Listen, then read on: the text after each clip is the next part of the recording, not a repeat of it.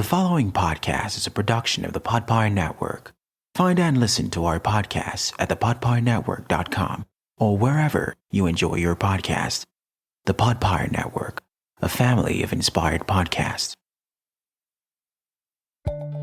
Hello, everyone. Welcome to Enabling Motion, the podcast where we bring you the inspiring technology that keeps people moving. I'm Sibel Mufti, and today I'm talking about a device called an Exomuscle that's helping people lift their arms above their shoulders. Hi everybody, Marc here. Today I'm going to be talking about a robotic finger wrapped in actual human cells. Hi, and I'm Owen. I'm going to be talking about a collaboration between two companies aiming to reduce the amount of chronic shoulder pain in the construction industry. Now, I don't know about you guys, but I'm really scared of the rise of the Terminators. I think that's a real threat that we have to worry about. I'm starting to be more concerned every day. Yeah, every day it seems we're getting closer. So, this week's ads are paying for the Human Defense Initiative against Terminators. All right, we'll be right back after these ads.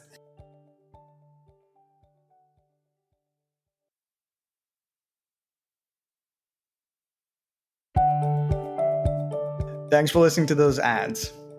So, the hand bone's connected to the shoulder bone, or something like that. Either way, shoulder mobility is pretty important for carrying out daily tasks. Our shoulder has the most range of motion out of any joint in our body, and allows us to orient our arms and hands in many useful ways. But what happens if your shoulder function is impaired? Many who suffer from things like spinal cord injuries, multiple sclerosis, or who've suffered from stroke may experience muscle weakness or dysfunction that impairs upper limb movement. Imagine a T-Rex trying to pick a flower. Our hands lose a lot of use if they can't be positioned strategically by our shoulders. So wouldn't it be great if there was some sort of assistive device that could help our shoulders to move and resist gravity? That's where the Myo shirt comes in. Designed by Marie Georgirakis out of ETH Zurich, this textile exomuscle can restore lost function to our shoulders. I'm sorry to stop you there, Sibel, but what exactly is an exomuscle? A great question, mate. So the authors define it as a soft wearable assistive robot working in parallel to the human muscles that counteract gravity. There are a new class of powered assistive devices that aim to overcome the issues of bulkiness and rigidity that many say make exoskeletons impractical. So in this case, the design is intentionally not biomimetic, meaning it's not copying the human biology. And that because that approach often leads to bulky and impeding designs. Instead, you have two cables described as tendons emerging from just above the shoulder to pull on specific points on the upper arm, to assist in the raising of the arms, and to control rotation as well. The design's really clever, and it only needs a single motor and can fit underneath a shirt. It assists with the user's motions in tension and doesn't overpower them, and the functional range of motion isn't limited at all by the Myo shirt. By detecting the user's motion, the device is able to function without external input from a supervisor, as many exomuscle devices have required. Furthermore, the Myo shirt was shown to be capable of carrying up to 70% of the weight of the user's arm.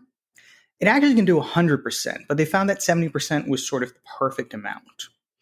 In this study, 12 participants tested the exomuscle. One of them had a spinal cord injury and one had muscular dystrophy.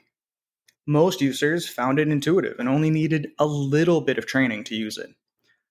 Ultimately, the Myo shirt provides an elegant form of robot-human synergy that can restore a crucial form of movement.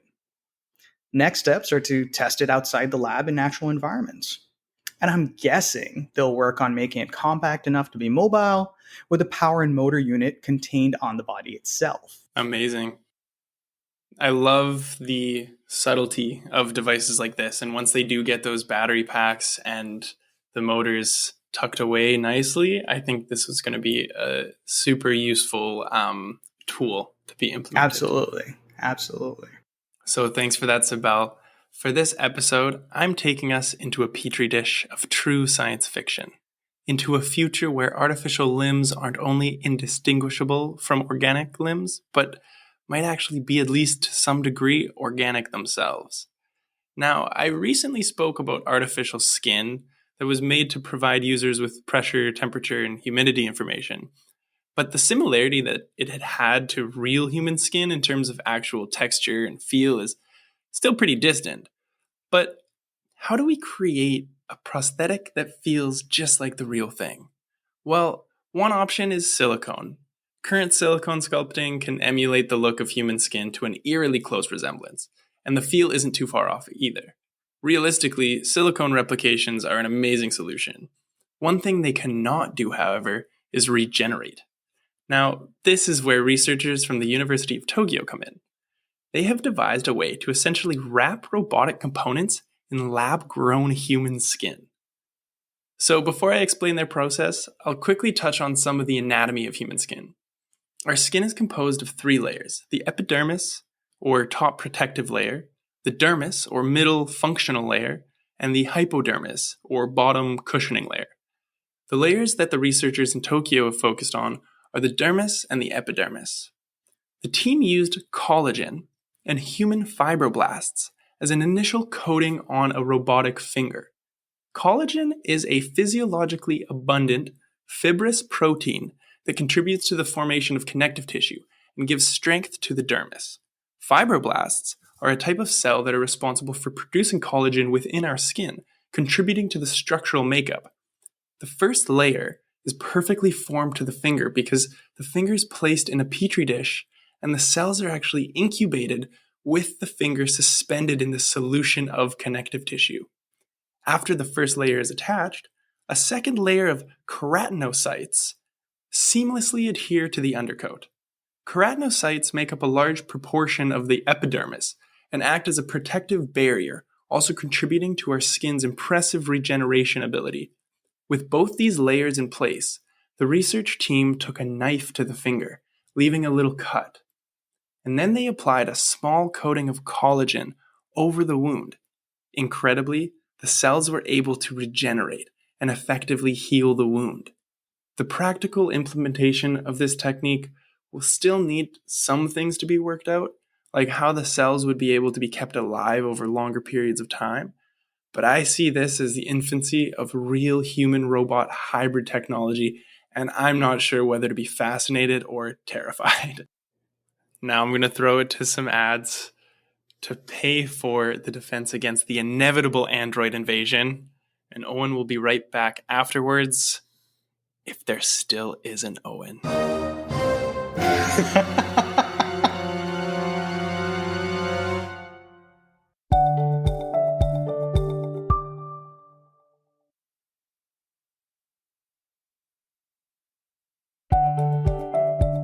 Wow, I can't believe I made it back to the year 2022.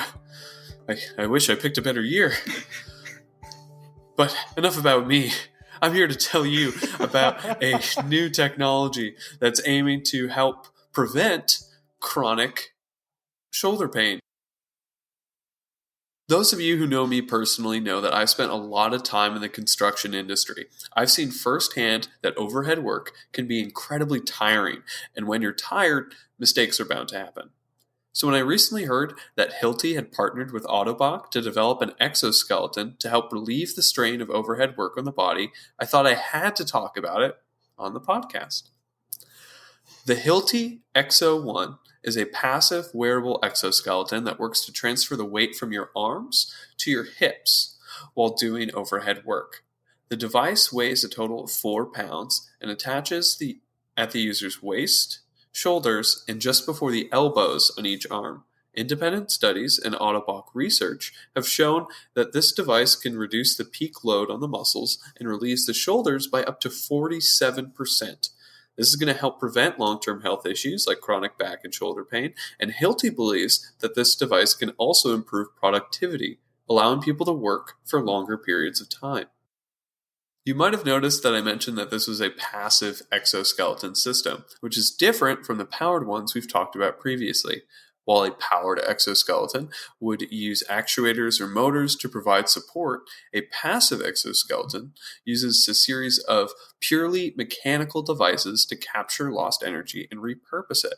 This means that the Hilti Exo-1 does not need to be charged, can be more easily maintained than a powered exoskeleton with a complicated gearing system. The exoskeleton relies fully on a series of pulleys and cables, the tension of which can be adjusted to the user's personal preference. Unfortunately for Sibel, the exoskeleton is designed to fit users between 5'2" and 6'4". Okay. Is he tall or is he short? We don't know. Who knows? They'll have to check the Instagram to find out. Oh yeah, I guess that's true. Yeah, I guess that's cheating. You can just go check the. Yeah, actually, that would be incentive. Find out if I'm making fun of him for being tall or short. I believe that we're going to see more devices like this in the future where I come from, not just in the construction industry, but every industry where extraneous physical activity is required. We should all be looking to prevent chronic injury wherever and whenever we can. Thanks for nothing, Owen. Good job, guys. All right. Awesome stuff. Really love to talk about bioartificial stuff as well. I had a professor in college who used to grow bioartificial hearts on sort of these frames to study heart cells. So it's amazing to see. Although those pictures you shared with me, Marc, those are frankly quite creepy. It's super creepy, I know. It's super creepy, man. Especially when they're like actually incubating in the petri dish and you see that just thick gelatinous layer of cell goop wrapped around, and the fact that it's actually alive. Oh, I mean, but that is, that there's so much advantage. Like, was it iRobot where like Will Smith like hurts his artificial arm and then like sprays something on it to fix it? Yeah, but like that's right. Yeah. It's like a fake layer of skin he sprays so on. Maybe like I could. So it would be literally this. Like you could maybe like this is from iRobot. It's like collagen just sprayed on and it heals itself. That's awesome. Yeah. All right, guys. So what are we thinking in terms of our favorites today?